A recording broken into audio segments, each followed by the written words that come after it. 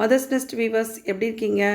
இன்றைக்கி உங்கள் கூட 2 அற்புதமான அருமையான மருத்துவ குறிப்புகளை உங்ககிட்ட பகிர்ந்துக்க போகிறேன். முதலாவதாக காயம் பட்ட இடத்துல என்ன மாதிரி மருந்து நம்ம கட்டினா ரொம்ப ஈஸியாக அந்த இடத்துல தழும்பே இல்லாமல் நம்ம அந்த காயத்தை ரொம்ப வேகமாக ஆற விடலாம் அப்படிங்கிறது ஒரு குறிப்பு. ஸோ வாங்க போகலாம். நீங்கள் இப்போ பார்த்துட்ருக்கிற செடியின் பேர் வெட்டுக்காய பூண்டு. நம்ம எல்லாம் பார்த்துருப்போம்.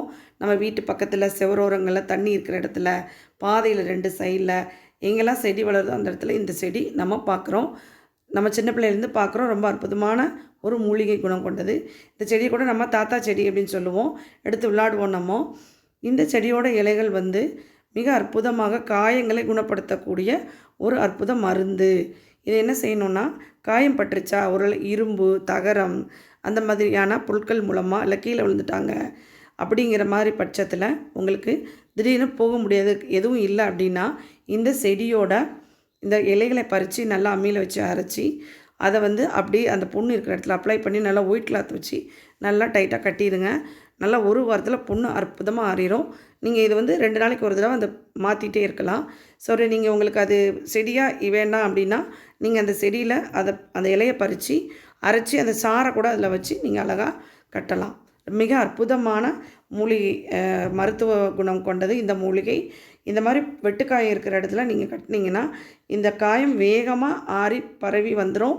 அதுபோக அந்த இடத்துல தழும்பு இருக்காது. ஸோ இதுக்கு நாங்கள் இது ப்ராக்டிக்கலாக செஞ்சு பார்த்ததுனால தான் உங்ககிட்ட நான் பகிர்ந்துக்கிறேன். செஞ்சு பாருங்கள். அடுத்து நம்ம பார்க்க போகிறது மிளகு பொடியும் நெய்யும். இது அற்புதமான ஒரு மூலிகை. இதுவும் அப்படி தான் ரொம்ப அற்புதமான ஒரு சின்ன நோயை குணப்படுத்தக்கூடிய ஒரு தன்மை. நம்ம உங்களுக்கு தெரியும், இப்போ சம்மர் வந்துருச்சு. நம்ம எல்லாம் குளிர்ச்சியான பொருட்கள் அதிகமாக சாப்பிடுவோம். ஸோ இப்போ ஆட்டோமேட்டிக்காக நமக்கு என்ன ஆகுனா ஜலதோஷம் பிடிக்க ஆரம்பிக்கும். அப்போ காஃப் வரும். இந்த மாதிரி தொடர்ந்து காஃபோ இல்லைன்னா ட்ரை காஃப் சொல்லுவோம் இல்லையா, வறட்டு இருமல், அந்த மாதிரி இருந்துச்சுனாலும் நீங்கள் நான் சொல்ல போகிற இந்த மருந்தை நீங்கள் யூஸ் பண்ணி பாருங்கள். அழகாக ஒரு மிளகு எடுத்துக்கோங்க. நல்லா ஒரு சின்ன ஒரு டேபிள் ஸ்பூன் மிளகு எடுத்துக்கோங்க. அதை நல்லா பொடி பண்ணிக்கோங்க. நீங்கள் அம்மியில் போட்டாலும் சரி, மிக்சியில் போட்டாலும் சரி. பாக்கெட் பொடி வேண்டாம்.